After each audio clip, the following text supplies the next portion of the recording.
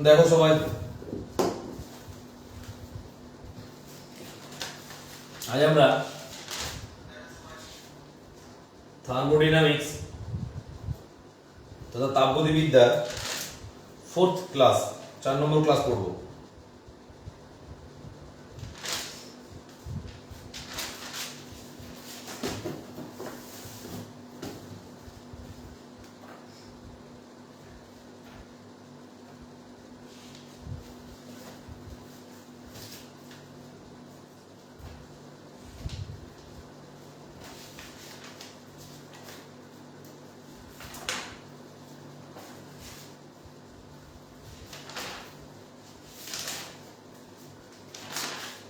চলো,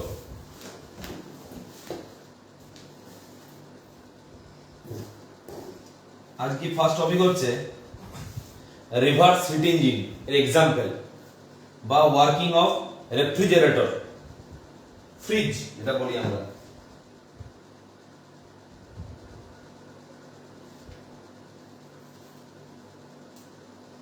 লেখো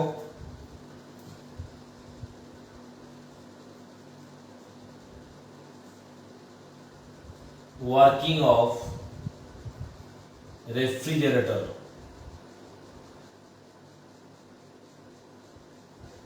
working of refrigerator বা বলতে পারি আমরা রিভার্স হিট ইঞ্জিন।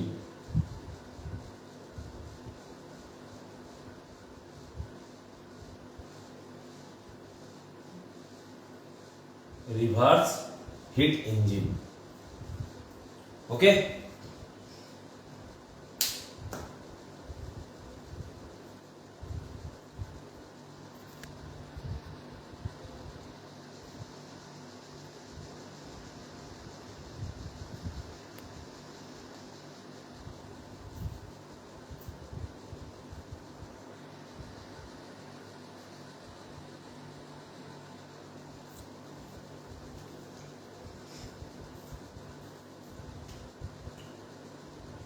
অল ওকে,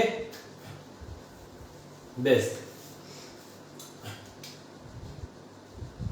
আজ আমরা দেখব ফ্রিজ বা রেফ্রিজারেটর কিভাবে কাজ করে, ফ্রিজের ভিতরে বস্তু কিভাবে ঠান্ডা হয়, অর্থাৎ রিভার্স হিট ইঞ্জিন কিভাবে কাজ করছে আমরা সেটা দেখব আজকে। তো একটা ডায়াগ্রাম করে নেব।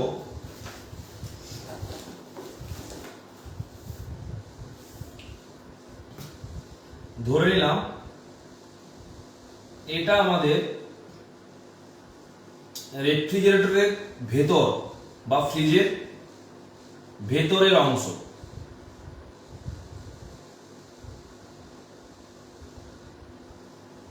ওকে,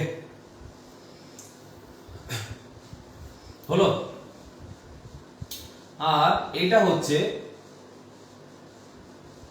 বাইরের অংশ, অর্থাৎ ভেতরের অংশের চারপাশে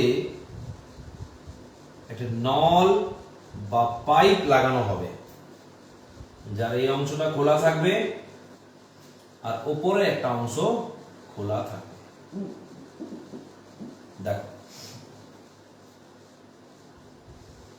এটা হচ্ছে আমার রেফ্রিজারেটর।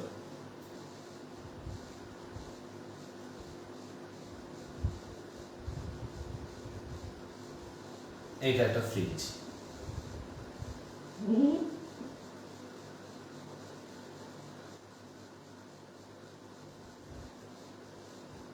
ডায়াগ্রামটা ড্র করে নেবে, ওকে। এবার কি হচ্ছে, পাইপ, এটা ফ্রিজের ভেতরের অংশটা, এখানে এই ভিতরে বস্তু রাখা থাকে। আমি ধরে নিলাম ভিতরের অংশের টেম্পারেচারটা হচ্ছে T2, টেম্পারেচার T2 হয়েছে। এখন এখান দিয়ে একটা পাইপ সোজা বেরিয়ে যাবে, দেন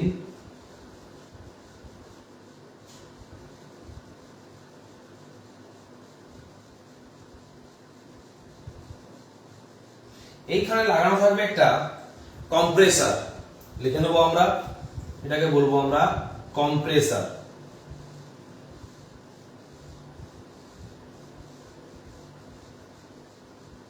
কম্প্রেসার সবকিছু বলছি কার কি কাজ। তারপরে সেই পাইপটা কম্প্রেসার থেকে বেরিয়ে বিভিন্ন ভাবে, এভাবে হতে পারে বা স্ট্রেট আমরা নিয়ে চলে যাব।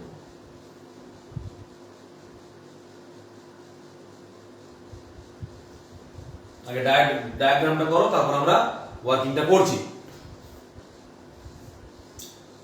এইভাবে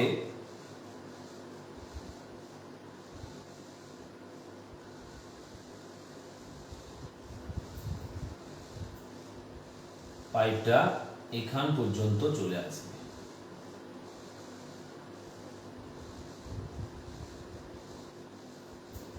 ওকে,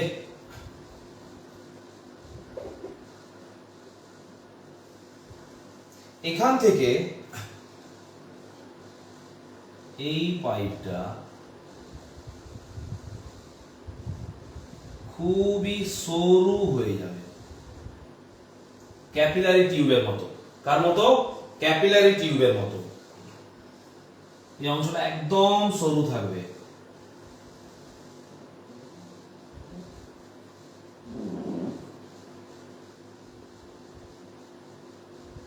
বাস, দেখো হঠাৎ এখানে আসার পরে পাইপটা কিন্তু সরু হয়ে যাবে, ক্যাপিলারি টিউবের মতো।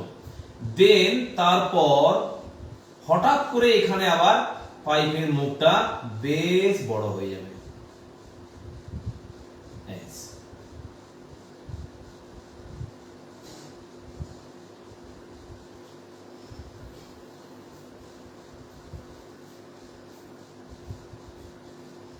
এটাকে আমরা বলতে পারি ক্যাপিলারি টিউব।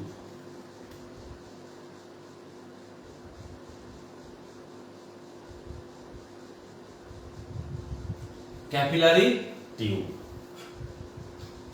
এখানে অংশটা কিন্তু আবার মোটা।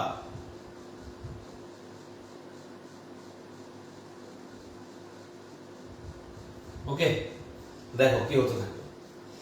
ভিতরে টেম্পারেচার হচ্ছে T2। আচ্ছা, এই পাইপটা একটা গ্যাস দ্বারা পূর্ণ থাকবে। এখানে কি গ্যাস নেওয়া হয় সেটা এখানে আমাদের আলোচ্য বিষয় নয়, সেটা আমরা অন্য জায়গায় পড়বো। এখন এটা একটা গ্যাস নল, গ্যাস দ্বারা পূর্ণ।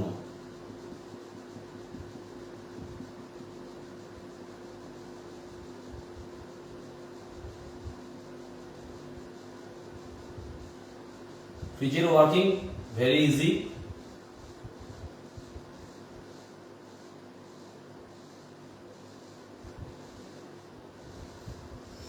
ওকে, গ্যাস টিউব বলা হয় এটাকে, গ্যাস নল। দেখো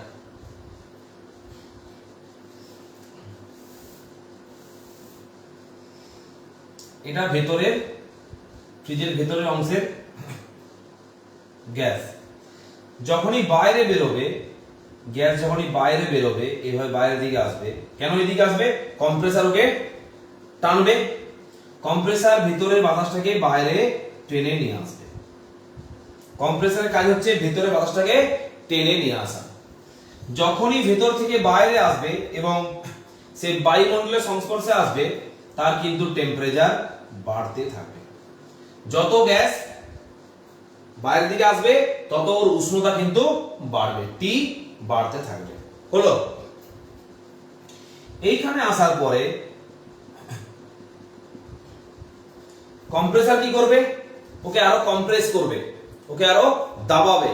তো যখনই গ্যাস আরো দেবে যাবে, দাবানো হবে, তখন কিন্তু টেম্পারেচারটা ওর আরো বেড়ে যাবে, আরো বেড়ে যাবে। কারণ এখানে কি করা হচ্ছে?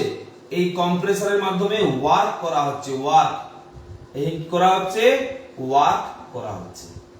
আমরা হিট ইঞ্জিনে বা রিভার্স হিট ইঞ্জিনে দেখেছিলাম যে ওই মেশিনটা কি করে? ওয়ার্ক করে। এখানে কে মেশিনটা? না কম্প্রেসার। এখানে ওয়ার্ক করা হচ্ছে, যার ফলে টেম্পারেচার বাড়তে থাকছে এবং বেড়ে যাওয়ার ফলে টেম্পারেচারটা আস্তে আস্তে এইখানে গ্যাসের টেম্পারেচারটা হয়ে যাচ্ছে রুম টেম্পারেচার। টেম্পারেচার হয়ে যাচ্ছে। হলো? এরপরে ধরো এটা বায়ুমণ্ডলের মধ্য দিয়ে যাচ্ছে, গ্যাস বায়ুমণ্ডলের মধ্য দিয়ে যাচ্ছে, এটা ধরো বায়ুস্তর। এখানে কি আছে, এই পাইপটা কিন্তু বাইরে বাইরে থাকে, এটা বায়ুস্তর। বায়ুস্তর, অ্যাটমসফিয়ার, হ্যাঁ বায়ুমণ্ডল। যখন এই নলটা বায়ুমণ্ডলের মধ্য দিয়ে আসবে, যখন ওর ওই হাই টেম্পারেচার, এখানে টেম্পারেচার কি আছে, অনেক বেশি আছে, হাই টেম্পারেচার, বায়ুমণ্ডলের সংস্পর্শে আসা মাত্রই বায়ুতে ও কিন্তু হিট বর্জন করবে, তাপ বর্জন করবে। আমি ধরে নিলাম এখান থেকে Q1 পরিমাণ হিট কিন্তু বর্জিত হচ্ছে। কোথায় না, বায়ুমণ্ডলে। বায়ুমণ্ডল থেকে কিন্তু হিট নেওয়া হচ্ছে না, বায়ুমণ্ডলে হিট বর্জন করা হচ্ছে। বুঝা গেল? বায়ুমণ্ডলে যখন হিট বর্জন করা হবে তো এই গ্যাসের তাপমাত্রা কিন্তু চেঞ্জ হয়ে যাবে। আমি ধরে নিলাম গ্যাসের তাপমাত্রা হয়ে গেছে T1, ভিতরে কত আছে T2, বাইরে গ্যাসের তাপমাত্রা হয়ে গেল বা উষ্ণতা হয়ে গেল T1। এক্সাম্পল দিয়ে পরে বলছি। T1 হয়েছে?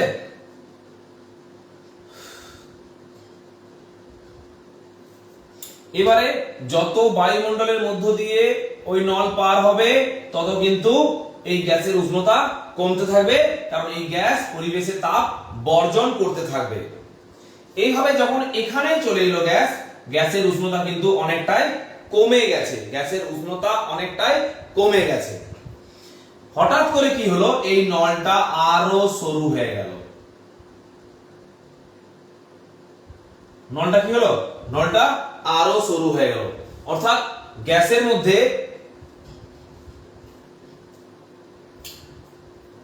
এটা ক্যাপিলারি টিউব, অর্থাৎ গ্যাসের সংকোচন ঘটবে। কি ঘটবে, গ্যাসের সংকোচন ঘটবে এবং গ্যাস খুব দ্রুত হারে এটা এই অংশটা পার হবে। খুব দ্রুত হারে গ্যাস কিন্তু এই জায়গাটা পার হবে, কারণ যে পরিমাণ গ্যাস ছিল পরিমাণ তো আর কমেনি, বাড়েনি। তো একই পরিমাণ যদি রাখতে হয়, আমরা বার্নৌলিস থিওরাম পড়েছি, তো যদি পরিমাণটা একই থাকে তো এখানে স্পিডটা কি হয়ে যাবে, স্পিডটা কিন্তু বেড়ে যাবে। খুব বেশি স্পিডে গ্যাস এই নল থেকে এই সরু নলের মাধ্যমে এই নলে আসার চেষ্টা করবে। হঠাৎ করে দেখো সরু নলের গ্যাসটা আস্তে আস্তে হঠাৎ করে এই জায়গাটায় আসার পরে কি হচ্ছে, এখানে আসার পরে দেখো কিন্তু ওর এক্সপানশন ঘটছে। কি ঘটছে এখানে, এখানে ঘটে যাচ্ছে কিন্তু গ্যাসের এক্সপানশন। এই অংশটা দেখো আর এইখানটা দেখো, এখানে আমরা কিন্তু মোটা নিয়েছি, গ্যাসের কিন্তু এক্সপানশন ঘটবে। তাহলে এইটাকে আমরা এইখানটাকে লিখতে পারি এক্সপানশন। গ্যাসের কি ঘটবে, এক্সপানশন ঘটবে। আমরা কি জানি, এক্সপানশন ঘটেছে মানে ভলিউমে চেঞ্জ হয়েছে, অতএব আমরা ভি এর চেঞ্জ পাবো, ডেল ভি। হলো? এবং ভলিউমটা কি হবে, ভলিউম বেড়ে যাবে। আর আমরা জানি গ্যাসের ভলিউম বাড়লেই টেম্পারেচার কমে যায়, গ্যাসের ভলিউম বাড়লেই টেম্পারেচার কমে যায়। হঠাৎ যদি কোনো কিছু পরিমাণ গ্যাসের ভলিউম বেড়ে যায় তো ওর টেম্পারেচার হঠাৎ ফল্ট করে যাবে, নিচে নেমে যাবে, অনেকটা কমে যাবে। তো টেম্পারেচার ফলস হয়েছে, এখানে টেম্পারেচার ফলস লিখে নেবো আমরা, টেম্পারেচার ফলস। হলো? এবং কতটা টেম্পারেচার কমবে না, লেস দেন T2। টেম্পারেচার কতটা কমেছে, লেস দেন T2। অর্থাৎ এই T2 যে উষ্ণতা তার থেকেও কম উষ্ণতা হচ্ছে এই গ্যাসটা, এই গ্যাসটার উষ্ণতাটা তার থেকেও কম। তাহলে এখানে উষ্ণতা গ্যাসের এই নলটার ভিতরে অর্থাৎ ফ্রিজের ঠিক বাইরে চারপাশে যে নলটি দেওয়া আছে তার উষ্ণতা কিন্তু ভিতরে যে জিনিসপত্র আছে তার থেকে কম, তার থেকে কম। তাহলে এটা হচ্ছে কম উষ্ণ অঞ্চল আর ভিতরটা হচ্ছে বেশি উষ্ণ অঞ্চল। আমরা কি জানি তাপ কোন দিক থেকে কোন দিকে প্রবাহিত হয়, বেশি উষ্ণ অঞ্চল থেকে কম উষ্ণ অঞ্চলের দিকে তাপ সর্বদা প্রবাহিত হয়। অর্থাৎ ভেতরে যে হিট ছিল সেটা কি হবে, বাইরের দিকে বেরিয়ে আসবে। কার দিকে, যে বাইরে গ্যাস নলে যে গ্যাসটা আছে, কম উষ্ণতার যে গ্যাস আছে তার দিকে এগিয়ে আসবে। অর্থাৎ ভেতরের হিট বাইরে বেরিয়ে যাবে। আমি ধরে নিলাম Q2 হিট বাইরে বেরিয়ে যাবে। হলো? তো আস্তে আস্তে এই গ্যাস নলের গ্যাস গরম হতে থাকবে আর ভেতরে টেম্পারেচারটা আস্তে আস্তে কমতে থাকবে। তাই যখন এই গ্যাস এখান দিয়ে কম্প্রেসার ওকে টেনে নেবে তখন কিন্তু উষ্ণতা ওর আবার বাড়তে শুরু করবে। এখানে এসে পরে কম্প্রেস করবে, ওকে দাবাবে, দাবানোর ফলে কি হবে না টেম্পারেচার ওরা আরো বেড়ে যাবে। কিন্তু যখন ও বায়ুমণ্ডলের মধ্য দিয়ে যাতায়াত করবে তখন কিন্তু হিট বায়ুতে বা পরিবেশে বর্জন হবে, যার জন্য টেম্পারেচারটা কিন্তু আবার আস্তে আস্তে কমতে শুরু করবে।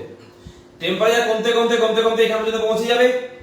হঠাৎ করে এই নলটাকে সরু করে দেওয়া হয়েছে খানিকটা, সরু নলের মধ্যে দিয়ে যখন গ্যাস যাচ্ছে তারপরে হঠাৎ করে নলের মুখটা আবার বড় করে দেওয়া হয়েছে। কি হবে না গ্যাসটা এই জায়গাটা খুব স্পিডে পার হবে এবং এখানে আসার পরে ওর ভলিউমটা এক্সপানশন হয়ে যাবে, অর্থাৎ ভলিউমটা বাড়বে। আমরা জানি ভলিউম কমলে টেম্পারেচার কমে, অর্থাৎ টেম্পারেচার কি হচ্ছে ফলস হচ্ছে, কমে যাচ্ছে। কার থেকে কমছে না T2 থেকে কমে যাচ্ছে।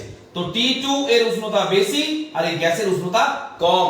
আমরা জানি তাপ সর্বদা উষ্ণ অঞ্চল থেকে শীতল অঞ্চলের দিকে প্রবাহিত হয়, ভেতরের তাপ বাইরে বেরিয়ে আসবে, তার ফলে ভেতরের উষ্ণতা আরো কমতে শুরু করবে, ভেতরের উষ্ণতা আরো কমতে শুরু করবে। এইভাবে একটা রিভার্স হিট ইঞ্জিন বা রেফ্রিজারেটর কাজ করছে। বেশ, বলো রিভার্স হিট ইঞ্জিন বা ওয়ার্কিং অফ রেফ্রিজারেটর বুঝতে পেরেছিস কিনা সবাই? যদি হয়ে গেছে তাহলে আমাকে একটা কমেন্ট করে জানিয়ে দাও যে ব্যাপারটা আমরা বুঝে গেছি। তাহলে আমি নেক্সট টপিকটা স্টার্ট করব। এটা লিখতে হবে না কিছু, না বই থেকে দেখে নেবে লেখাগুলো, যদি দরকার নেই।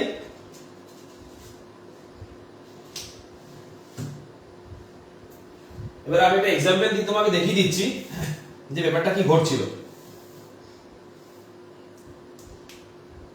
ধরে নাও সাপোজ ভিতরে টেম্পারেচার ছিল -5 ডিগ্রি সি, ফ্রিজের ভিতরে -5 ডিগ্রি সি ধরে নিলাম। ফ্রিজ চালু অবস্থায় এটা আরো কমবে না বাড়বে? কমলে মাইনাস এর পরে সংখ্যাটা বাড়তে থাকবে। দেখো আচ্ছা, যখন এই ভিতরের হিট বাইরে চলে এসেছে অর্থাৎ এই গ্যাসটা উষ্ণ হয়ে যাবে এবং কম্প্রেসার ওকে টেনে নেবে। যখন এই গ্যাসটা কম্প্রেসার দ্বারা বাইরে বেরিয়ে আসছে তখন ওর টেম্পারেচার আমি ধরে নিলাম 20 ডিগ্রি সি। কত না 20 ডিগ্রি সি। কম্প্রেসার ওয়ার্ক করেছে এবং তারপরে ওর টেম্পারেচার বেড়ে গেছে। তো কম্প্রেসার থেকে যখন বাতাসটা বাইরে বের হচ্ছে তখন ওর টেম্পারেচার আমি ধরে নিলাম 70 ডিগ্রি সি। বায়ুমণ্ডলের মধ্য দিয়ে যাচ্ছে, পরিবেশের মধ্য দিয়ে নলের ভিতর দিয়ে যাচ্ছে বায়ু এবং ও হিট বর্জন করছে, হিট বর্জন করছে, যার জন্য টেম্পারেচার চেঞ্জ হয়ে কত হয়ে গেছে T1, চেঞ্জ হয়ে গেছে T1। আমি ধরে নিলাম এই T1টা হচ্ছে 30 ডিগ্রি সি। দেখো আরো কমে গেল, হলো? বেশ, এই 30 ডিগ্রি সি গ্যাস এখান পর্যন্ত চলে এসেছে। তারপরে ক্যাপিলারি টিউব দেওয়া হয়েছে, স্পিড বেড়ে গেছে, দ্রুত গতিতে গ্যাস এখান থেকে এই জায়গাটা পার হওয়ার পরে এখানে আসার পরে ও কিন্তু এক্সপানশন ঘটছে, আয়তন বাড়ছে, টেম্পারেচার কমছে। যে 30 ডিগ্রি উষ্ণতার গ্যাস ছিল গ্যাস নলে, তার উষ্ণতা কিন্তু কমে গেছে। কমে কত হয়েছে বেটা?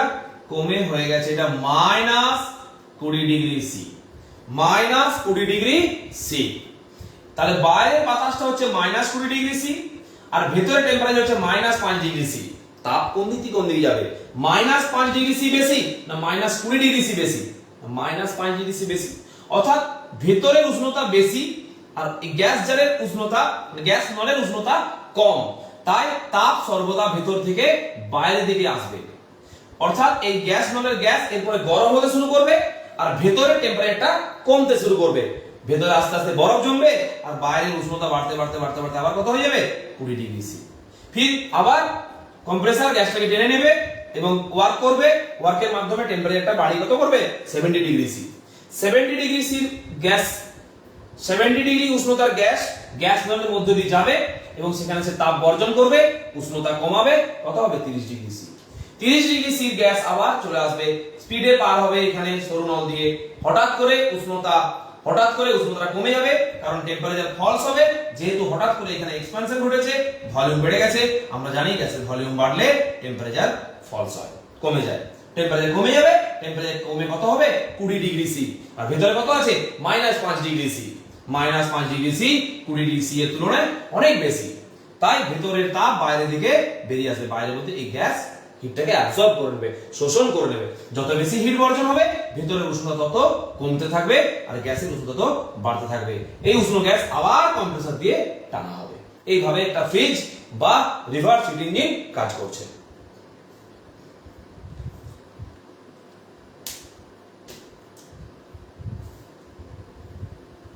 ক্লিয়ার? সমস্যা নেই কোন জায়গায় বুঝতে? এভাবে এগুলো ভাষা দিয়ে তুমি চাইলে লিখতে পারো, বই লেখা আছে, দেখে নিলে হয়তো বই থেকে একটু, তাহলে ব্যাপারটা বুঝে রাখলেই হবে যে কি হচ্ছে এখানে, কখন টেম্পারেচার কমছে কখন টেম্পারেচার বাড়ছে। তাহলে দেখো এক্ষেত্রেও কিন্তু উষ্ণ বস্তু থেকে শীতল, হ্যাঁ উষ্ণ বস্তু থেকে শীতল বস্তুর দিকে তাপ প্রবাহিত হলো, অর্থাৎ উষ্ণ বস্তু তাপ বর্জন করছে আর শীতল বস্তু তাপ গ্রহণ করছে। এর ফলে ভিতরের টেম্পারেচার আরো কমতে থাকবে, আস্তে আস্তে -5 -6 -7 হতেই থাকবে। এবং সবথেকে মজার বিষয় যে এখানে যে টেম্পারেচারটা কমছে তার জন্য যে পরিমাণ হিটটা বাইরে বের হচ্ছে সেটা পরিবেশে আসছে। এই কারণে তুমি ফ্রিজের পাশে হাত দিবে, দেখবে পুরো বডি গরম হয়ে আছে, পিছনের দিকে নলগুলো হাত দেবে দেখবে ওগুলো আরো গরম হয়ে আছে। তো ফ্রিজের থেকে গরম বাতাস বাইরে দিকে বের হয়, কারণ ও টেম্পারেচারটা পরিবেশে, হিট পরিবেশে বর্জন করছে। তাপ বর্জিত হচ্ছে কোথায় না পরিবেশে, পরিবেশ থেকে তাপ নিতে হচ্ছে না, পরিবেশে তাপ বর্জন করা হচ্ছে। তাই এটা হচ্ছে রিভার্স হিট ইঞ্জিন। পরিবেশ হচ্ছে, পরিবেশে নাম আমরা কি দিয়েছিলাম রিজার্ভয়ার, পরিবেশটা হচ্ছে রিজার্ভয়ার, অনেক পরিমাণ তাপ আছে তাই এটা বলা হচ্ছে রিজার্ভয়ার। আর রিভার্স হিট ইঞ্জিনে কি হয়, তাপ বর্জন করা হয় রিজার্ভয়ারে, আর যদি রিভার্স না হয়ে হিট ইঞ্জিন হয় তো রিজার্ভয়ার থেকে হিট নেওয়া হয়, তাই এটা বলা হচ্ছে রিভার্স হিট ইঞ্জিন। উল্টোটা হচ্ছে রিজার্ভয়ারে হিট প্রদান করা হচ্ছে বা হিট বর্জন করা হচ্ছে। ওকে, তাহলে ক্লিয়ার করে দেবো, বোর্ড মুছে দেবো।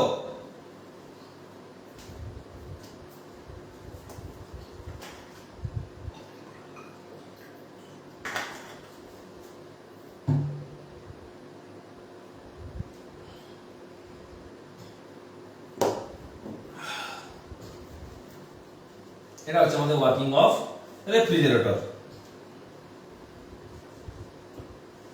দেখবে ফ্রিজের পিছন দিকে সরু সরু নল থাকে অনেক, হ্যাঁ ঠিক ফ্রিজে ঢোকার সময় নলটা দেখবি খুব সরু হয়ে যায়, দিয়ে আবার মুখটা দেখবি বড় হয়ে যায়। তো ফ্রিজে যদি ওই নল বা পাইপ কেটে যায় তো ফ্রিজে আর ঠান্ডা হবে না কোনো মতে fridge.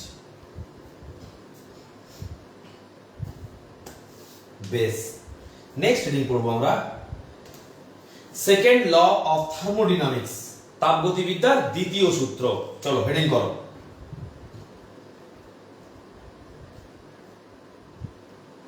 Second law of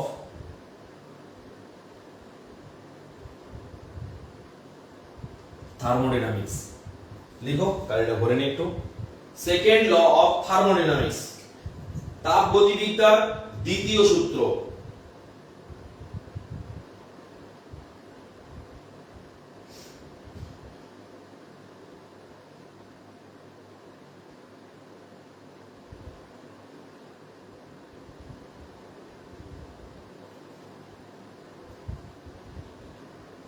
second law of thermodynamics, তাপগতিবিদ্যার দ্বিতীয় সূত্র। তাপগতিবিদ্যার সূত্রগুলো একটু এলোমেলো, কিরকম না সব সূত্র কি হয় first law, second law, third law. তাপগতিবিদ্যার কি আছে zeroth law, first law, second law. এরকম কেন তৈরি হয়েছে আগেই বলেছি যে ফার্স্ট ল সেকেন্ড ল আবিষ্কারের পর আবিষ্কার হয় জিরোথ ল। দেখা যাচ্ছে জিরোথ লতে যে টেম্পারেচারের কনসেপ্ট পাওয়া যাচ্ছে সেগুলো কিন্তু এদের আগের ঘটনাগুলো, তাই 1 2 এর আগে তো কোনো সংখ্যা হয় না, তাই কি ধরা হয়েছে জিরো, তাই স্টার্টিংটা হয়েছে জিরোথ ল থেকে। আর তাপগতিবিদ্যার সেকেন্ড লটা অন্যান্য সূত্রের মতো নয়, কারণ অন্যান্য সমস্ত ল আমাদেরকে কিছু দেয়, কিছু ইনফরমেশন দেয় যে ভাই এটা করলে এটা হবে, এর সাথে এটা এই সম্পর্কে আছে, তুমি এটা করো ওটা পাবে, প্রত্যেকটা ফর্মুলা তাই। কিন্তু সেকেন্ড ল অফ থার্মোডাইনামিক্স ঠিক সবার উল্টো। কিরকম? এখান থেকে এখানে বলা নেই তুমি এটা করলে এটা পাবে, এটা তোমাকে এটা দেবে, এখানে বলা আছে কি হবে না, কি পাবে না, কি দেবে না, অর্থাৎ নেগেটিভ ফর্মুলা। এটা হবে না, দেবে না, পাবে না, এই সমস্ত কথাবার্তা এখানে দেওয়া হয়েছে। কি করলে কি হবে নয়, এটা কোনো মতেই হবে না, এটা সম্ভব নয়, এই সব কথাবার্তা এখানে আছে। তো সেকেন্ড ল অফ থার্মোডাইনামিক্স আমরা এখানে তাপগতিবিদ্যার দ্বিতীয় সূত্রটিকে দুটি বিজ্ঞানীর দুটি মতবাদ আমরা শুনবো। দুটি মতবাদই একই, আলাদা কিছু নয়, কিন্তু ভিন্ন ভিন্ন ভাষায় লেখা হয়েছে। তো প্রথম হেডিং করো,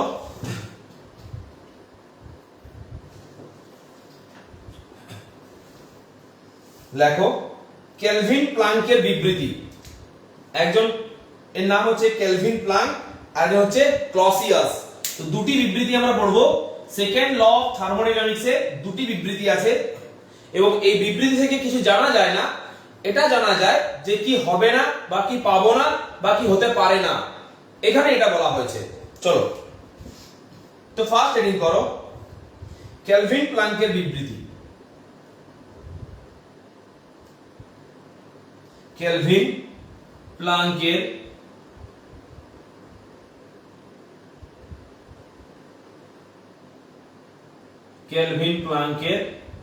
বিবৃতি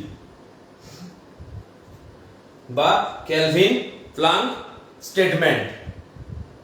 কেলভিন প্লাঙ্কের বিবৃতি বা লেখো কেলভিন প্লাঙ্ক স্টেটমেন্ট।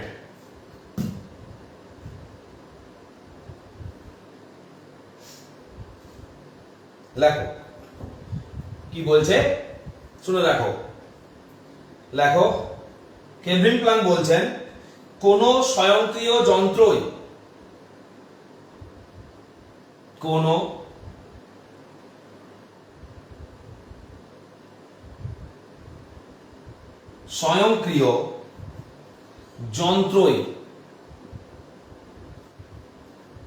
কিছু পরিমাণ তাপকে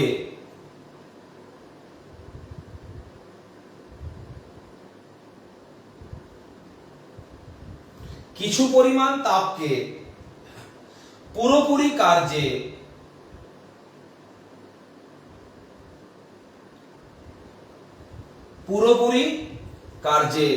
কিছু পরিমাণ তাপকে পুরোপুরি কার্যে রূপান্তরিত করতে পারে না।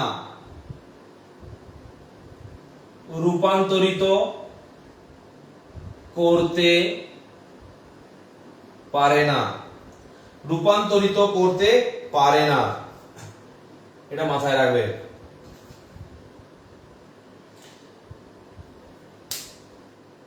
ওকে, কি বলছেন যে কোন স্বয়ংক্রিয় যন্ত্রই কিছু পরিমাণ তাপকে পুরোপুরি কার্যে রূপান্তরিত করতে পারে না।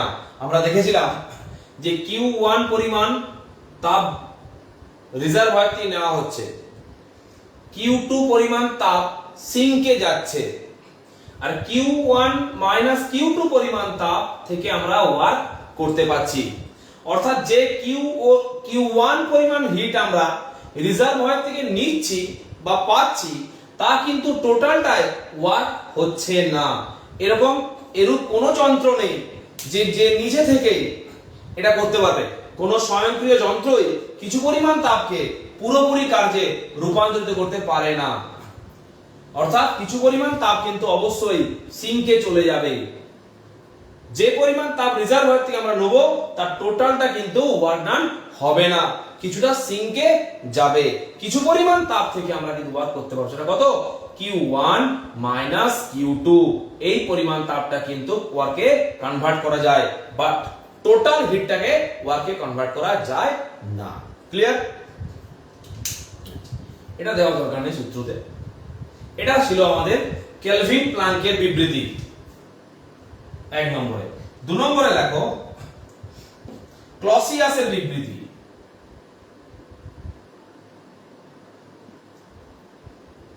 ক্লসিয়াসের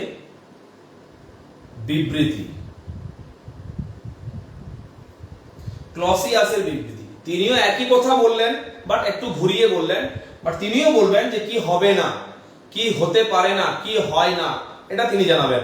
লিখো স্টেটমেন্টটা। কোন স্বয়ংক্রিয় যন্ত্রই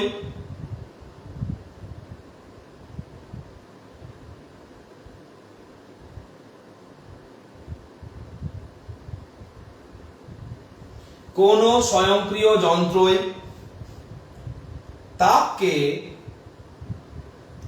তাপকে নিম্ন তাপমাত্রা থেকে বা নিম্ন উষ্ণতা থেকে নিম্ন তাপমাত্রা বা নিম্ন উষ্ণতা থেকে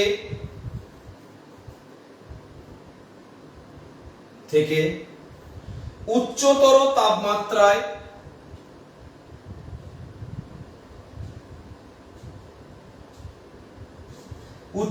তাপমাত্রায় স্থানান্তরিত করতে পারে না।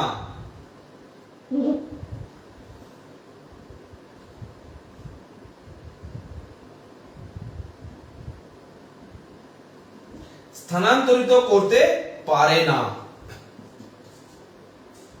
সেটা আমরা দেখে নিলাম। রিভার্স হিট ইঞ্জিন হোক বা হিট ইঞ্জিন হোক, প্রত্যেকেই কিন্তু হিটকে হায়ার টেম্পারেচার থেকে লোয়ার টেম্পারেচারে নিয়ে যেতে পারে। লোয়ার টেম্পারেচার থেকে হিটকে কখনোই কোনো যন্ত্রের দ্বারা হায়ার টেম্পারেচারে নিয়ে যাওয়া পসিবল নয়। ফ্রিজে হয়তো মনে হতে পারে যে ভিতরটা আরো ঠান্ডা হচ্ছে, বাইরেটা আরো গরম হচ্ছে, তাই হয়তো ভিতরের যে হিটটা সেটা বাইরে বেরিয়ে আসছে। কিন্তু না, আমরা কি দেখলাম, ফ্রিজের ভিতরে চারপাশে যে পাইপটা ছিল, নলটা ছিল, ওর ভিতরে যে গ্যাস রাখা ছিল, ওই গ্যাসের টেম্পারেচার কিন্তু কম ছিল, আর ফ্রিজের ভিতরে টেম্পারেচার বেশি ছিল। তাই কিন্তু হিট সেখানেও হায়ার টেম্পারেচার থেকে লোয়ার টেম্পারেচার ট্রান্সফার হয়েছে। ওটা কখনোই কোনো যন্ত্রের পক্ষে সম্ভব নয়। তো এই দুটো বিবৃতি হলো আমাদের সেকেন্ড ল অফ থার্মোডাইনামিক্স বা তাপগতিবিদ্যার দ্বিতীয় সূত্র। চলো সূত্র দুটো বোঝা এবং লেখা হয়ে গেলে আমাকে জানাও, আমি পরের টপিক শুরু করব।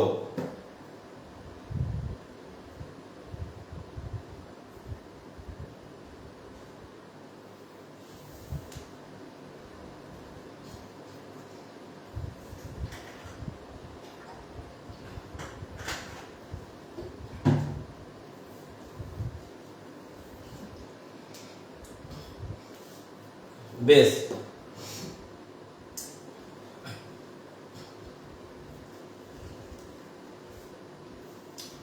লগ্নাথ ক্লাস করছিস? Very good.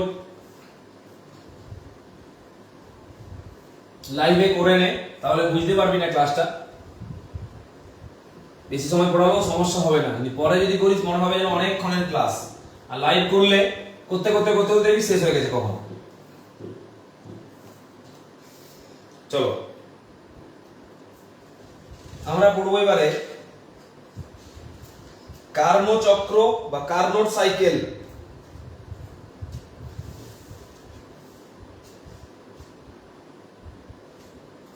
এবার আমরা হিট এনার্জিকে মেকানিক্যাল এনার্জিতে কনভার্ট করব।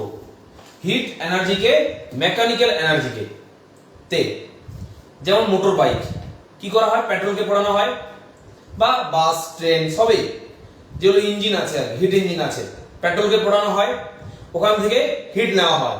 ওই হিটের মাধ্যমে কি হয়, গাড়ি এগোতে থাকে। তো গাড়ির চাকা ঘুরে গাড়ি এগিয়ে যায়, এটা কোন এনার্জি? Mechanical energy. এই জন্য কি লাগছে? পেট্রোল, জ্বালানির দহন। জ্বালানির দহন থেকে কি পাওয়া যায়? হিট। তো হিট এনার্জিকে ডাইরেক্ট মেকানিক্যাল এনার্জিতে যে কনভার্ট করতে পারে তার নাম কার্নোট ইঞ্জিন বা কার্নোট সাইকেল। চলো রিডিং করো।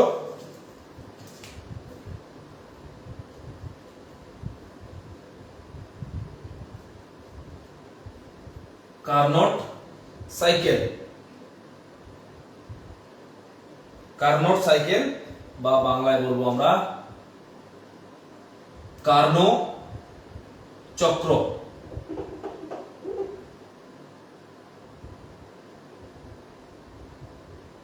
কার্নো চক্র বা কার্নো চক্র।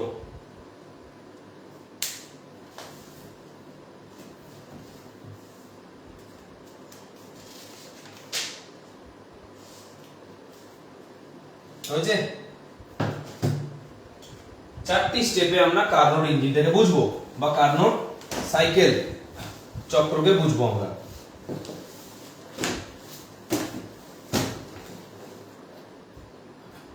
একটু স্পেস নিয়ে ছবি আঁকবো আমরা। হ্যাঁ, 4টা ছবি হবে আমাদের।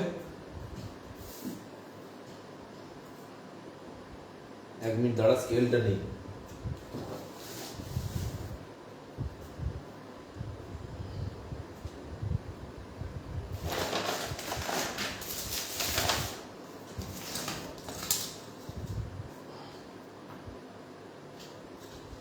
দেখ,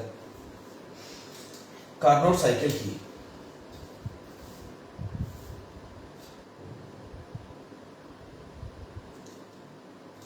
কার্নোট সাইকেলের 4টা পার্ট, 3টা মূল পার্ট। ছবি ডায়াগ্রাম ভালো করে করবেন, আমরা বুঝতে পারবেন না কিছু।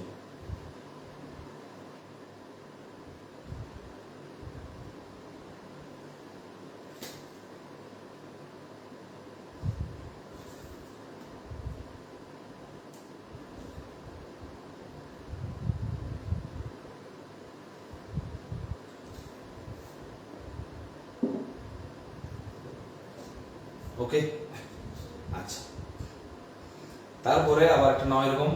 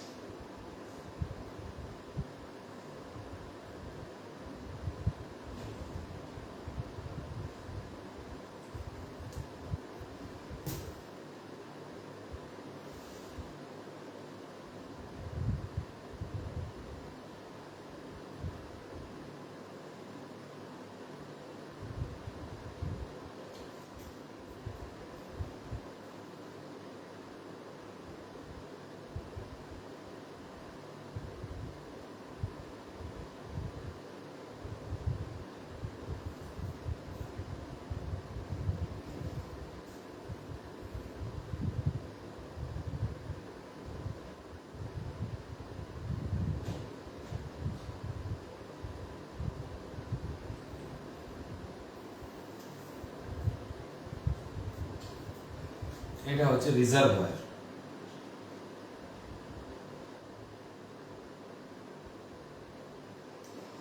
এটা টেম্পারেচারটা T1। চলো যা লিখছি যা আঁকছি এঁকে যাও, লিখে যাও, আস্তে আস্তে বুঝে যাবো। এটা হচ্ছে ইনসুলেশন প্যাড।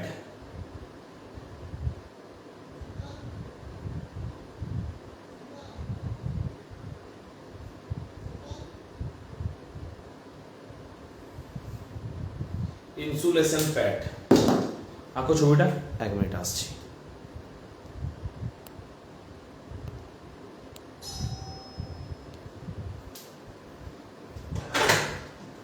কি বলছো?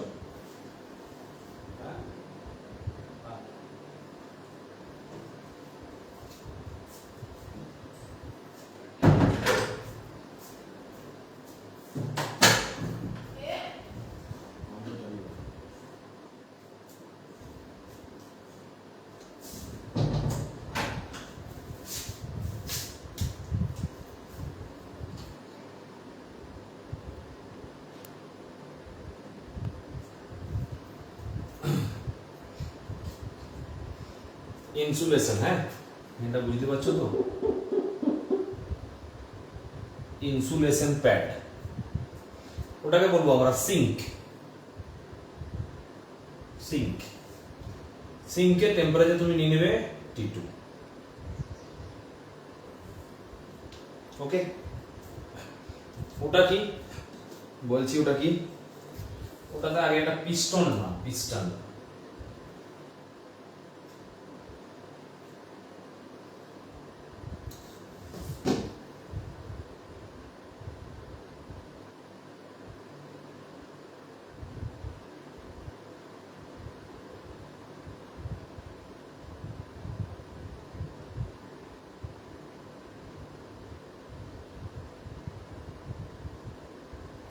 এটা পিস্টন। পিস্টনটা এইভাবে একটা রড লাগানো আছে,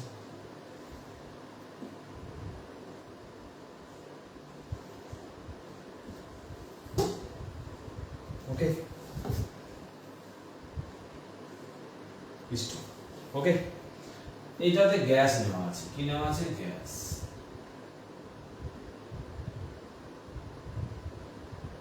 পিস্টন সেই যে ফ্রিলি মুভ করতে পারে, আপ ডাউন যেন করতে পারে, ওকে, এটা আপ ডাউন করতে পারবে।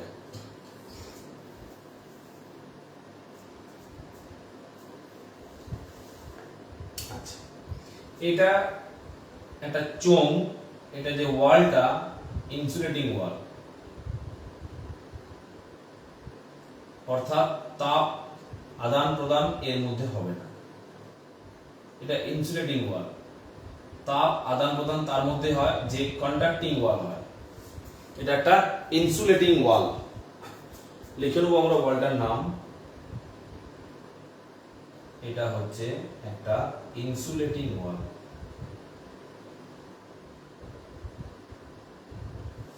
ওকে, হিট ট্রান্সফার হবে না। আচ্ছা, এখানে যে গ্যাসটা নিয়েছি এটার নাম হচ্ছে ওয়ার্কিং সাবস্ট্যান্স।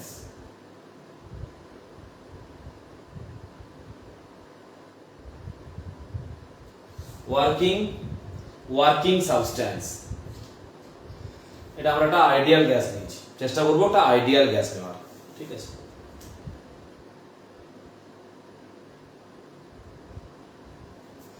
সরি, এইখানের ওয়ালটা একটু চেঞ্জ হবে, এই নিচের ওয়ালটা ইনসুলেটিং হবে না, বডিটা ইনসুলেটিং হবে, বাট এটা কন্ডাক্টিং হবে। এই জায়গাটা মনে রাখতে হবে আমাদের ঠিকঠাক করে, এই নিচের অংশটা, এই সিলিন্ডারটার নিচের যে ওয়ালটা এটা হবে কন্ডাক্টিং ওয়াল। একটু ভুল হলো, ঠিক করে নাও, এটা হবে কন্ডাক্টিং ওয়াল, অর্থাৎ নিচের অংশে তাপ এর আদান প্রদান ঘটবে, তাপের আদান প্রদান চলবে, অর্থাৎ এটা কিন্তু del Q not equals to 0, তাপের আদান প্রদান চলবে, ডেল কিউ কনস্ট্যান্ট নয়।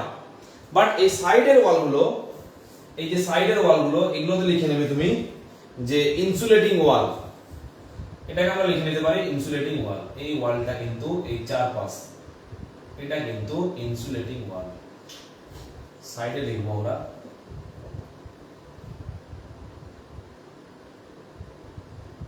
ইনসুলেটিং ওয়াল, ঠিক আছে। তাপের পরিবাহী নয়, তাপের অপরিবাহী। এখানে কিন্তু এই পাশ দিয়ে সাইড দিয়ে কিন্তু অবশ্যই ডেল কিউ ইকুয়ালস টু 0। এটা একটা সিলিন্ডার বা চোঙ, হ্যাঁ। এবারে কি হবে, এইখানে একটা হুইল বা চাকা লাগানো থাকবে, এইখানে একটা হুইল বা চাকা লাগানো থাকবে।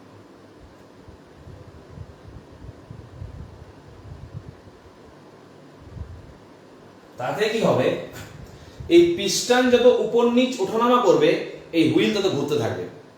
একটা সিস্টেম এভাবে বানানো হবে যে এই পিস্টন যত উপর নিচ আপ ডাউন করতে থাকবে, এই হুইল তত ঘুরতে থাকবে, এবং এর সাথে চেন দিয়ে আর একটা হুইল লাগানো থাকবে।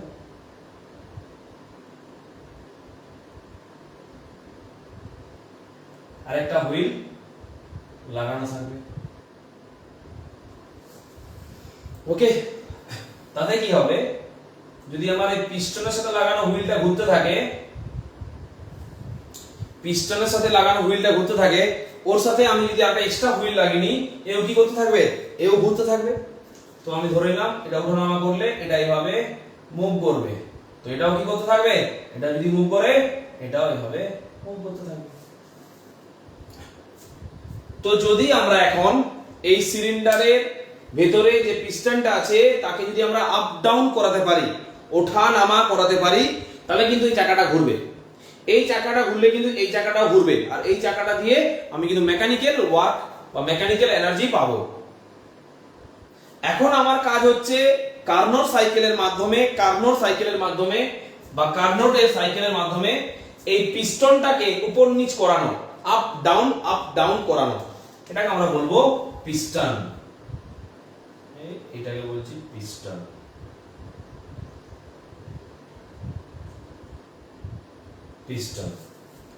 ওকে, কার্নোট সাইকেলের কি কাজ, কার্নোট সাইকেলের কাজ ওই যে সিলিন্ডারটা রয়েছে ওর ভিতরে যে পিস্টনটা রয়েছে ওই পিস্টনটাকে আপ ডাউন করানো হচ্ছে কার্নোট সাইকেলের কাজ।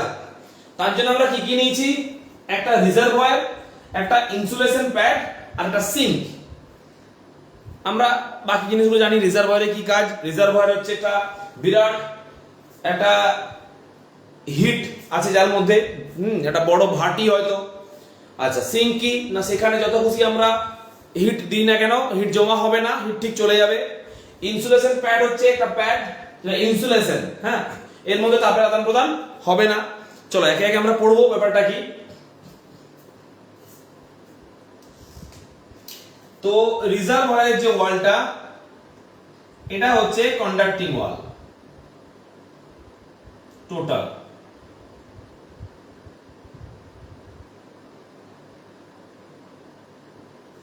এটা হচ্ছে একটা কন্ডাক্টিং ওয়াল, বা আমরা এই ধারগুলোকে ইনসুলেটিং করে মাঝে কন্ডাক্টিং করতে পারি, বা পুরোটাই কন্ডাক্টিং ওয়াল। তো আমি রিজার্ভয়ারের ফার্স্ট ওয়ালটাকে নাম দিয়ে দেবো কন্ডাক্টিং ওয়াল বা পরিবাহী প্রাচীর।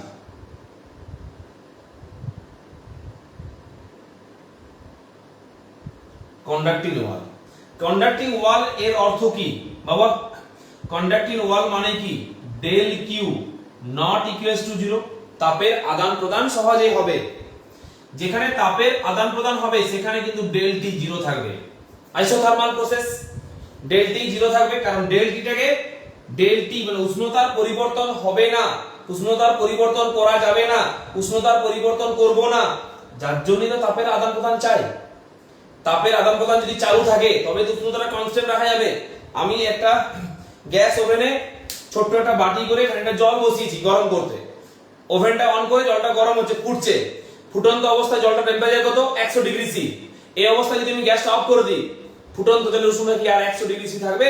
জল আর ফুটবে না। অর্থাৎ যদি আমি হিটটাকে, ওখানে কি হলো, হিট ট্রান্সফার অফ হয়ে গেল, হিট ট্রান্সফার অফ হয়ে গেল, তাপের আদান প্রদান বন্ধ হয়ে গেল, সঙ্গে সঙ্গে উষ্ণতা কিন্তু চেঞ্জ হয়ে যাবে। কিন্তু যদি আমি তাপের আদান প্রদানটা চালু রাখতাম তাহলে উষ্ণতা কিন্তু আমার একই থাকতো। তাই তাপের আদান প্রদান আছে, তাই উষ্ণতাটা স্থির আছে। এটা কাজ হচ্ছে এই কন্ডাক্টিং ওয়াল বা এই রিজার্ভয়ারটা। ওকে, আচ্ছা, এখানে আমরা কিছু জিনিস ধরে নেব, যেটা হচ্ছে আচ্ছা, এবারে এই যে সিলিন্ডারটা, এই সিলিন্ডারটাকে আমরা নিয়ে এসে রিজার্ভয়ারের উপরে রাখবো। এই সিলিন্ডারকে নিয়ে এসে আমরা কোথায় রাখবো? রিজার্ভয়ারের উপরে রাখবো। তারপরে দেখবো কি হচ্ছে, পিস্টন উপরে উঠছে নাকি পিস্টন নিচে নামছে। তারপরে এখানে নামাবো, দেখবো পিস্টন উপরে উঠছে নাকি পিস্টন নিচে নামছে। তারপরে এখানে নামাবো, তখন দেখবো পিস্টন উপরে উঠছে নাকি পিস্টন নিচে নামছে। দেন আবার এখানে নিয়ে আসবো, আবার এখানে নিয়ে আসবো, আবার এখানে নিয়ে যাবো, আবার এখানে। এটা কন্টিনিউ হতে থাকবে, আর পিস্টনের উঠানামা কন্টিনিউ হতে থাকবে। তাই এটা বলা হচ্ছে সাইকেল বা চক্র, আর কার্নো আবিষ্কার করার জন্য কার্নোট সাইকেল। চলো এবার আমরা ওই সিলিন্ডারটাকে নিয়ে এসে এখানে চাপাই।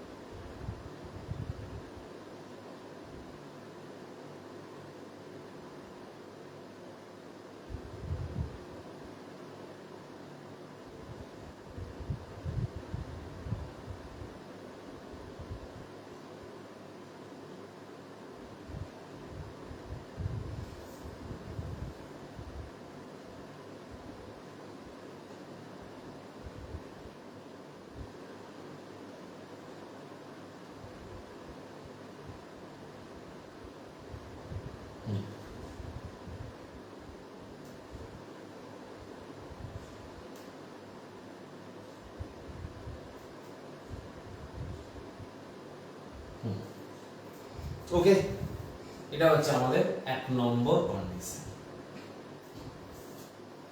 দেখ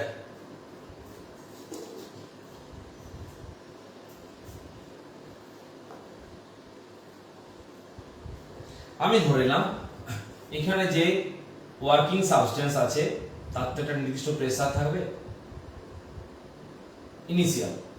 আমি ধরলাম ওর ইনিশিয়াল প্রেসার হচ্ছে P1, ভলিউম হচ্ছে V1 আর টেম্পারেচার হচ্ছে T1। Clear? Pressure P1, volume V1 আর টেম্পারেচার T1 কার? এই ওয়ার্কিং সাবস্টেন্স পরীক্ষণীয় গ্যাসটার বা আইডিয়াল গ্যাস। ওকে, যখনই আমরা রিজার্ভয়ারের উপর চাপাবো, রিজার্ভয়ারে কি দেবে? হিট দেবে। বেটা হিটের ট্রান্সফার হবে বাট টেম্পারেচার কনস্ট্যান্ট থাকবে। হিটের ট্রান্সফার হবে বাট টেম্পারেচারটা কনস্ট্যান্ট থাকবে, টেম্পারেচারটা চেঞ্জ হবে না। তো টেম্পারেচার যদি চেঞ্জ না হয়, হিট যদি ট্রান্সফার হয়, কি ঘটনাটা ঘটবে? তাপের পরিবর্তন হবে, হিটটা চেঞ্জ হবে। তাহলে আমাকে বল যে এই P1 যদি কনস্ট্যান্ট হয় তাহলে আইসোথার্মাল প্রসেস, কি প্রসেস? Isothermal process. এখানে কি হবে? প্রেসার আর ভলিউমের মধ্যে কি চেঞ্জ আসবে বলো? ইন আইসোথার্মাল প্রসেস প্রেসার আর ভলিউমের মধ্যে কি চেঞ্জ আসে ভাবো, ভেবে বলে আমাকে জানাও কমেন্ট বক্সে। আগে এটা আমাদের হয়েছে যে যদি আমরা কন্ডাক্টিং ওয়াল নিই এবং এখানে কন্ডাক্টিং ওয়াল থেকে কি হবে? এই হিট পাবে বাট টেম্পারেচার চেঞ্জ হবে না, হিটের আদান প্রদান চলতে থাকবে, হিটের আদান প্রদান চলতে থাকবে, টেম্পারেচার কিন্তু T1 টা T1 ই থেকে যাবে। তো P1 আর V1 এর মধ্যে কি চেঞ্জ হবে আমাকে বলো।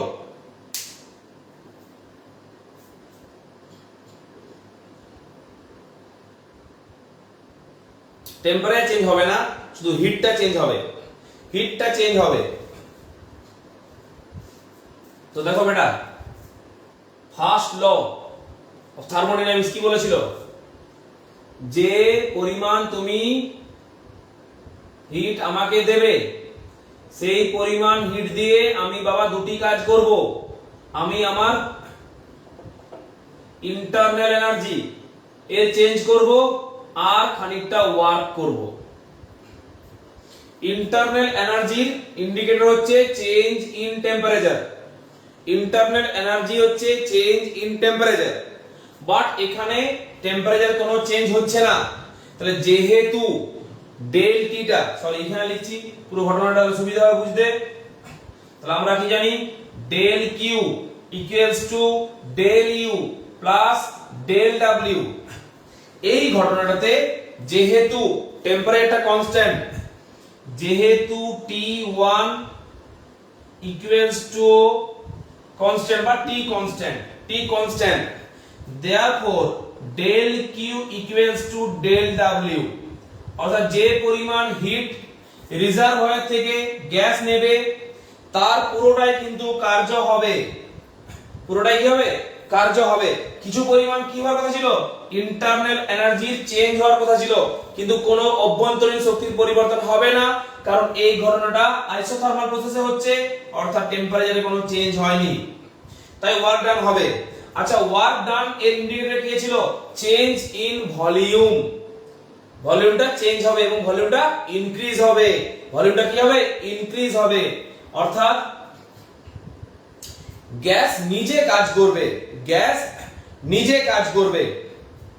Work is done by the gas, work is done by the gas. Work নিজে, সরি গ্যাস নিজে এখানে ওয়ার্ক করবে, যার ফলে কি হবে? এর ভলিউমটা বাড়তে থাকবে। তো এটা পিস্টন যদি হয়, গ্যাসের ভলিউম যদি বাড়তে থাকে, পিস্টনটা কি হবে? নিচে নামবে না উপরে উঠবে? না, পিস্টন উপরে উঠবে, পিস্টন উপরে উঠবে। তাই P1 চেঞ্জ হয়ে কি হবে? P2, V1 চেঞ্জ হয়ে কি হবে?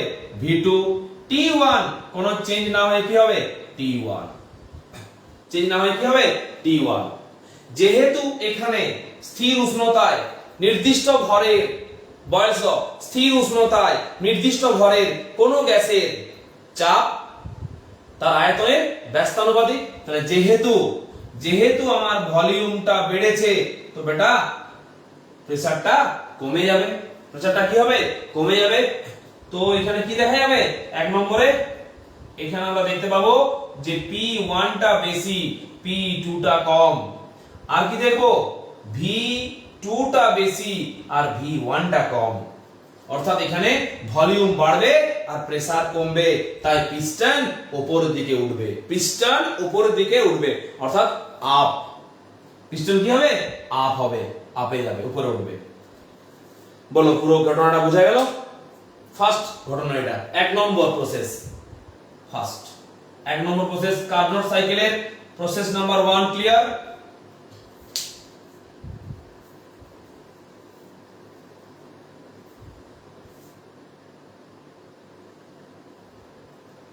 ক্লিয়ার? আচ্ছা, ছবি আঁকা আর এরকম নিচে নিচে লেখার অল্প জায়গা ছেড়ে পরে নিচে চলে এসো। নিচে আমরা একটা একটা ঘটনা কিন্তু আলোচনা করে নেব এর সাথে সাথে। এই এখানে যেটা হলো পুরো ঘটনাটা দেখতে পাওয়া যাচ্ছে, ম্যাথমেটিক্যাল ক্যালকুলেশন হয়েছে, ডায়াগ্রাম আছে এবং এটা যে বিবৃতিটা ভাষাটা কি হবে আমরা লিখে নেব। তো তুমি নিচে সাবহেডিং করবে এক নম্বর দাগ দিয়ে এটা সাবহেডিং করবে সবার নিচে, একদম সবকিছুর নিচে, অর্থাৎ ধরো এখানে দেখা যাচ্ছে তো? হ্যাঁ, লেখো আইসোথার্মাল এক্সপানশন বা সমষ্ণ প্রসারণ। লেখো আইসোথার্মাল এক্সপানশন, আমি এখানে লিখছি। হ্যাঁ, আইসোথার্মাল এক্সপানশন বা লেখো সমষ্ণ প্রসারণ। অর্থাৎ দেখো বেটা, আইসোথার্মাল প্রসেসে গ্যাসটার এক্সপানশন ঘটেছে, তাই এই এক নম্বর প্রসেসটার নামকরণ করা হয়েছে আইসোথার্মাল এক্সপানশন বা সমষ্ণ প্রসারণ। ক্লিয়ার? যারা লাইভ ক্লাস করছো তারা একবার জানাও এই এক নম্বরের ঘটনাটা বুঝতে পেরেছো কিনা। একদম সিম্পল লজিক। একটা চোঙ আছে, সেখানে গ্যাস আছে, পিস্টন লাগানো আছে, গ্যাসটার pressure P1, volume V1, temperature T1, রিজার্ভয়ের উপর রাখা হয়েছে। যেহেতু রিজার্ভয়ের ওয়ালটা কন্ডাক্টিং ওয়াল, তাই এখানে কিন্তু টেম্পারেচারে চেঞ্জ হবে না, কিন্তু হিটটা চেঞ্জ হবে। হিটটা যখনই পাবে ওই গ্যাস, ওই হিট দিয়ে দুটো কাজ করতে পারবে, ওর অভ্যন্তরীণ শক্তি বৃদ্ধি করতে পারবে বা কার্য করতে পারবে।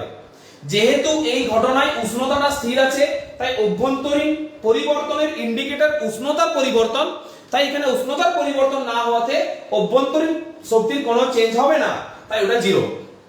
তার মানে হিট পুরোপুরি ভাবে এখানে কি করবে না ওয়ার্ক করবে। হিট ওয়ার্ক করবে। ওয়ার্ক এর ইন্ডিকেটর কি ছিল? চেঞ্জ ইন ভলিউম বা ইনক্রিজ ভলিউম, আয়তনের পরিবর্তন বা আয়তনের বৃদ্ধি। তো এই ওয়ার্ক ভলিউমকে বাড়িয়ে দেবে, ভলিউমটা বেড়ে যাবে। উষ্ণতা স্থির, গ্যাসের ভর স্থির, যদি ভলিউমটা বেড়ে যায় অ্যাকর্ডিং টু বয়েলস ল প্রেসারটা কমে যাবে। প্রেসারটা কি হবে? কমে যাবে। তাই প্রাথমিক প্রেসার বেশি, অন্তিম প্রেসার কম, কিন্তু ভলিউমের অন্তিমটা বেশি, প্রাথমিকটা কম, আর টোটাল টেম্পারেচারটা কনস্ট্যান্ট। লিখো। এটা হেডিং করেছো সবাই? হেডিং করে করে কলম দিয়ে পরে লেখো। আমি এখানে লিখছি, মুছে দেবো আবার, দিয়ে আবার দেন অন্যগুলো লিখবো। ক্লিয়ার? বা বলে দিচ্ছি, লিখো। চোঙের ভেতর কার্যকরী বস্তু হিসেবে, চোঙের ভেতর কার্যকরী বস্তু হিসেবে, চোঙের ভেতর কার্যকরী বস্তু হিসেবে আদর্শ গ্যাস নেওয়া হয়। আদর্শ গ্যাস নেওয়া হয়। চোঙের ভেতর কার্যকরী বস্তু হিসেবে আদর্শ গ্যাস নেওয়া হয়। পূর্ণচ্ছেদ। গ্যাসটির চাপ P1, গ্যাসটির চাপ P1, আয়তন V1 এবং উষ্ণতা T1, এবং উষ্ণতা T1। পূর্ণচ্ছেদ। এখন চোঙটিকে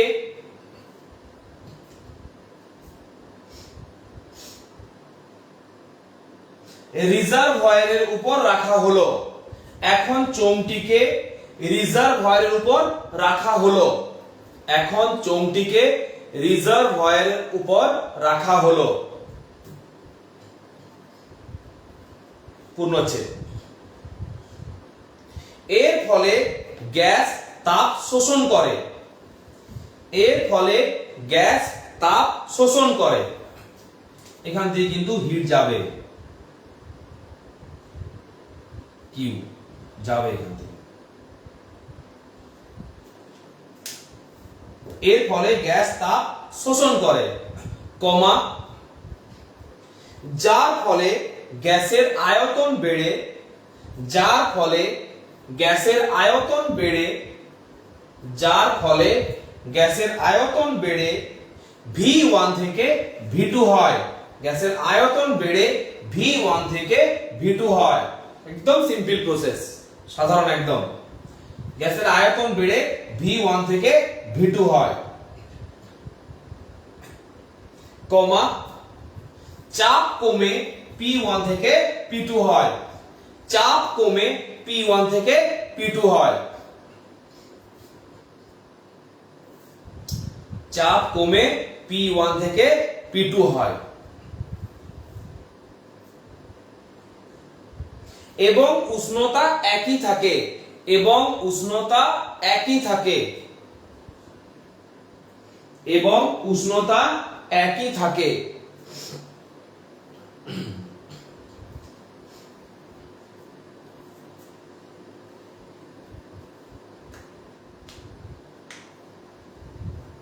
ওকে, এবং উষ্ণতা কি বললাম, একই থাকে। পূর্ণচ্ছেদ দিয়ে প্যারা চেঞ্জ করে লেখো। তাহলে যে পরিমাণ হিট ও নিয়েছে সেই পরিমাণ কি করেছে, কার্য করেছে। আর কার্যের রাশিমালা আমরা আগেই বের করছি ইন আইসোথার্মাল প্রসেস। চলো লেখো।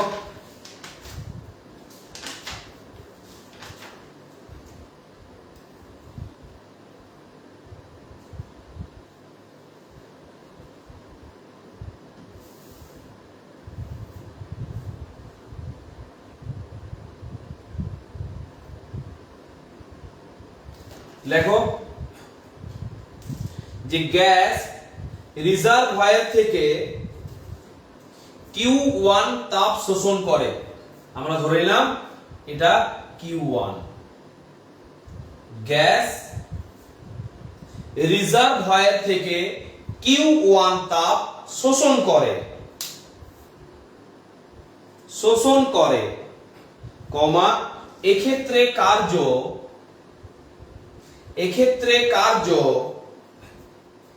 W1 ইকুয়ালস টু, এক্ষেত্রে কার্য W1 ইকুয়ালস টু, মনে আছে আমাদের আইসোথার্মাল কার্য কি ছিল,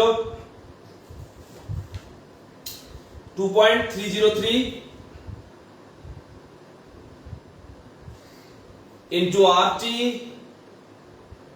into log V2 by V1, log V2 by V1।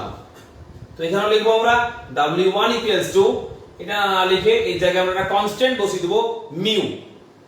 Mu কি নিলাম না, কনস্ট্যান্ট মিউ। ইকুয়েশনটা হবে মিউ আরটি লগ নিতে পারি বা ln ও নিতে পারি, লগ নিতে পারি বা ln লিখতে পারি, log V2 by V1। কারণ আমরা এটা আগে ক্যালকুলেশন করেছি আইসোথার্মাল প্রসেসে work done, mu RT log V2 by V1। এখানে কিন্তু এই পরিমাণ ওয়ার্ক ডানটা হয়েছে Q1 হিট দ্বারা। Q1 হিটের দ্বারা W1 কার্য হয়েছে এই পরিমাণ।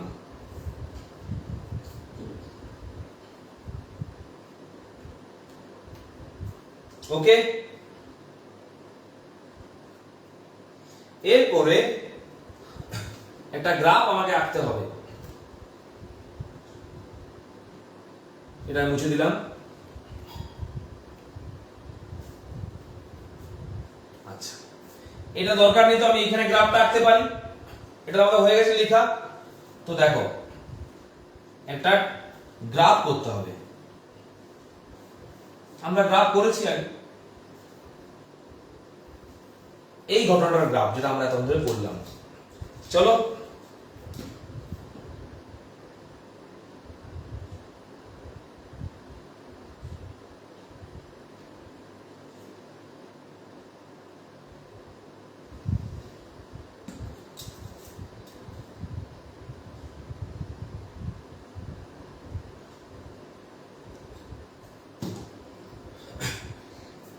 এটা কিন্তু কোনটা ফাঁকা জায়গায় করবে, ওই লেখাটা এখনো বাকি আছে, গ্রাফটা করে বাকিটা লিখতে পারবো।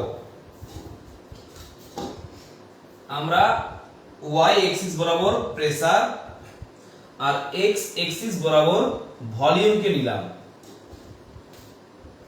আচ্ছা, কি ছিল? P1 V1 আর T1 টেম্পারেচারটা কনস্ট্যান্ট থাকবে।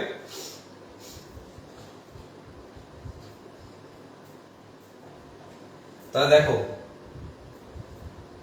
আইসোথার্মাল এক্সপেনশনে কি হয়, দেখো গ্যাসটার P1 V1 আর T1, তা আমি ধরে নিলাম এই পয়েন্টটা, দিস পয়েন্ট, এই পয়েন্টটা হচ্ছে A, এর কোঅর্ডিনেট কি আছে না P1 আছে আর একটা আছে V1, আর আমি ধরে নিলাম টেম্পারেচারটা T1।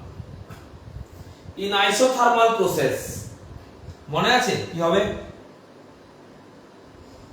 প্রেসারটা বেটা কমে যাবে আর ভলিউমটা বেড়ে যাবে, তো এটা হবে। একটু ভালো করে করছি,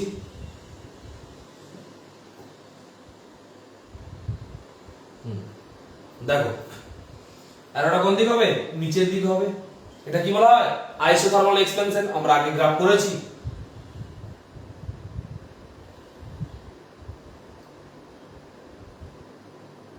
আইসোথার্মাল এক্সপেনশন এখানে এসে কি হয়ে গেল? P2 V2, আমি ধরে নিলাম T2 বা T2 T1 সেম, T2 আর T1 সেম, কারণ প্রসেসটা isothermal process. T1 equals two T2, আমরা জানি যে T1 ইকুয়ালস টু T2, এটা হচ্ছে আইসোথার্মাল প্রসেস। এই পয়েন্টের আমি নাম দিয়ে দিলাম B। তাহলে ওয়ার্ক, এখানে ওয়ার্ক বলতে কি জানি আমরা, এখানে যে এরিয়াটা কভার হয় পিভি গ্রাফের, আমরা জানি যে আন্ডার দা, এখানে যে এরিয়াটা আসবে সেটাই কি, সেটা তো কার্য। এই যে এরিয়াটা পেয়েছি না আমরা, মনে আছে স্মল স্মল করে করে টোটাল এরিয়াটা বের করেছিলাম, আর এই এরিয়াটাই কাকে নির্দেশ করে? টোটাল যে ওয়ার্কটা হয়, অর্থাৎ এই আইসোথার্মাল এক্সপানশনে যে কার্য হয়েছে এটা আমরা একটু বের করলাম, W1 μ RT log V2 V1, সেটা আমরা লেখনীর সাহায্যে সেটা আমাদের কে নির্দেশ করে? এখানে আইসোথার্মাল প্রসেসে যে ক্ষেত্রফলটা তৈরি হয়, তো এই ক্ষেত্রফলটা তৈরি হয়েছে, এখানে নাম নিয়ে নেব A B, নাম দিয়ে দাও, আর দুটো এটা দিয়ে দাও G, এটা দিয়ে দাও E। বেশ, এই গ্রাফটা আরো বাকিটা হবে, তার পূর্বে তার আগে তোমরা যেখানে লিখছিলে ওখানে এটা সম্বন্ধে দুটো কথা বাড়তি লিখে নাও। লেখো, এক্ষেত্রে ক্ষেত্রফল, এক্ষেত্রে ক্ষেত্রফল A B G E, A B G E হলো কার্যের নির্দেশক, হলো কার্যের, A B G E হলো কার্যের নির্দেশক। এবং দেখো এখানে আমরা গ্যাসের উপর কোনো কাজ করেছি কি? আমরা কি গ্যাসকে দাবিয়েছি বা আমরা কি বাইরে থেকে পিস্টনকে তুলেছি? না, গ্যাসকে হিট করেছি, গ্যাস নিজেই উপর দিকে উঠে এসেছে। একটা কেটলিতে জল পূর্ণ কর, আচ্ছা প্রেসার কুকারে, প্রেসার কুকার সিটিটা যখন উপর দিকে উঠে আমরা কি সিটিটা তুলে দিই? ভিতরে যে চাপ সে কি করে? সিটিটা উপর দিকে তুলে, তাই না? তো একই রকম ভাবে আমরা নিজেরা কিন্তু পিস্টনকে উপরে তুলিনি, গ্যাস নিজে নিজে তুলেছে, তার মানে গ্যাস নিজে কার্য করেছে, তার মানে এক্সপানশন ওয়ার্ক পজিটিভ। তাহলে দেখো নিচে এই ক্ষেত্রে গ্যাস নিজে কাজ করে, এই ক্ষেত্রে গ্যাস নিজে কার্য করে। কি লিখলাম? Work is done by the gas, work is done by the gas বা by the system. Work is done by the gas বা বাই দ্য সিস্টেম। এটা হলো কার্নোট চক্রের 1 নম্বর ধাপ। এটা মেশিনটা, এটা ডায়াগ্রাম, আর ওটা আমরা পুরো আলোচনাটা লিখে নিলাম। এইভাবে আমরা 1 নম্বর ধাপ, 2 নম্বর ধাপ, 3 নম্বর ধাপ, ফিরে আবার 4 নম্বর ধাপ পাবো। সেটা চলতেই থাকবে, তাই বলা হচ্ছে কার্নোট সাইকেল। আগে বলো এতক্ষণ যতটা পর্যন্ত হয়েছে সেটা পুরোটা ক্লিয়ার হয়েছে কিনা, তবেই বাকিটা হবে।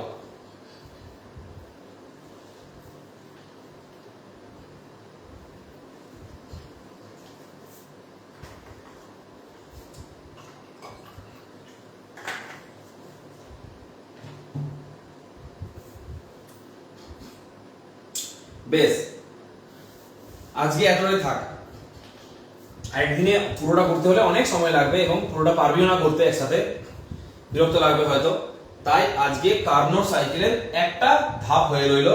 পরের দিন কমপ্লিট হয়ে যাবে ক্লাস, তারপরে শেষ হয়ে যাবে।